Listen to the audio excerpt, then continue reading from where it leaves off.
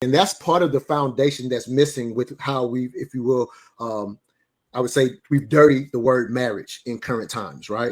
And so we kind of, as I always say, we end up throwing the baby out with the bathwater, right? And so we've lost sight of the focus is children. Like that's the responsibility to eventually leave a legacy. So it's like, vetting for not only do I like her, not only is she beautiful, but more importantly, how will she raise my children? Because when you had that understanding, that ended up being the focus. And then maybe historically, there was a level of financial security that was needed historically that made, that's kind of with the way things are now, not always the issue. But but the financial security and how she will raise my child, or vice versa, how will he raise my child, and what financial security can he bring me, was kind of necessity factors that also helped with not getting divorced, right?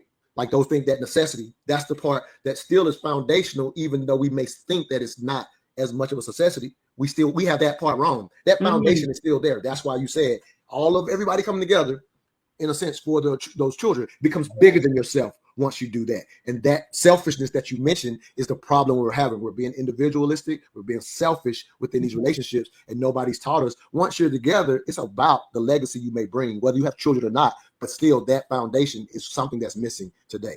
But go ahead, please respond to that. I just wanted to kind of build on what you said really quickly, because the things that you talked about, right? Like attractiveness and then financial security, these things are demonized in a way. Men call women gold diggers and that kind of thing. And women currently, which is crazy to me, there are so many women who are like, I don't want men to look at me. I don't want them to find me attractive, right? And so many women, there's this mass movement of women who are very proud to say, I don't want children and I don't want to have children. If that's a personal choice and you're comfortable with that, that's fine. But so much of it comes from overcompensating, right? And wanting the world to know that I'm better or stronger because of this. But even like you said, on the foundational level, when it comes to psychology, the women that men tend to find attractive, who have fuller breasts and fuller asses and fuller hips, is simply about her body being able to carry a child and you seeing her as fertile. And women being attracted to men who we see have financial resources and fancy cars, it only translates into stability. So we really have to break all of this down, like you said, and get back to the foundational and the fundamentals so we can understand ourselves.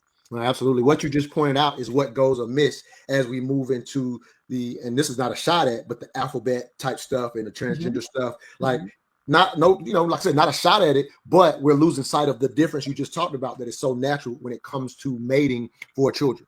Yes. Again, like you said, if that's not your cup of tea, we're not talking about that. But we're actually losing sight of how that difference actually makes what we are attracted to and what we would go for very different. We're trying to make those things the same, and they naturally and psychologically can never be. And we're letting that part go while we're trying to accommodate people, whatever they want to apply us. Again, no problem. Got love for you. But let's not lose sight of, at the end of the day, the majority of humans are still going to mate, in a sense, I'll say the natural way, because that's how we procreate. Period. That's still going to happen. Absolutely. It's going to be the majority of what humans do, no matter what comes in the future, if that makes sense. Absolutely.